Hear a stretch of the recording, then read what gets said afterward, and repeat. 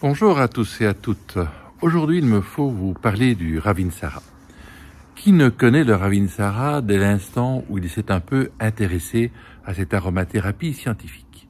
Ravinsara, un nom malgache qui désigne tout simplement l'arbre comme étant feuille bonne à tout.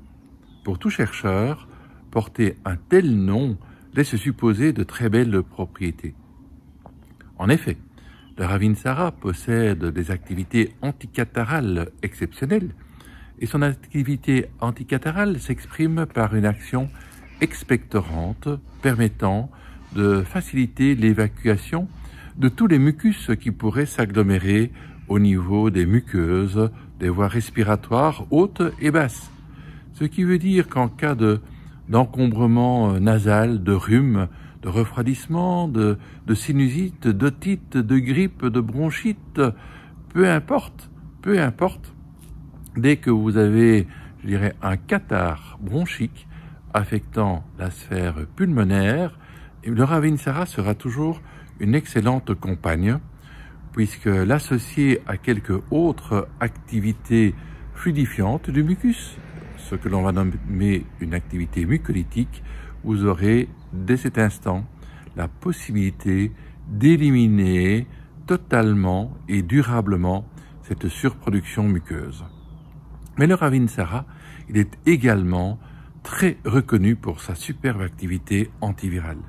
Pensez donc, je dirais, tous ces virus, quels qu'ils soient, que ce soit de la série HN, ou des coronavirus, ou des herpesvirus, ou d'autres encore, bref, un spectre large pour cette action antivirale qui permet au Ravinsara de se retrouver dans un grand nombre de synergies pour tout type de patients. Que ce soit le bébé, l'enfant en bas âge, l'adulte dans toute la force de sa maturité, mais également pour le senior.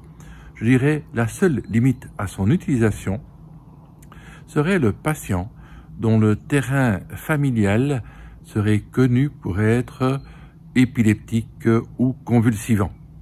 Tout simplement parce que le 1,8-cinéole possède une certaine toxicité sur le tissu nerveux qui pourrait engendrer quelques troubles neurologiques sur le patient qui aurait justement cette fragilité nerveuse. Ceci étant dit, avant d'arriver à une toxicité, il faudrait que les doses de Ravinsara par prise, ainsi que le nombre de prises sur la journée et la durée du traitement soient, je dirais, à des hauteurs que nous n'avons que très rarement l'occasion de rencontrer.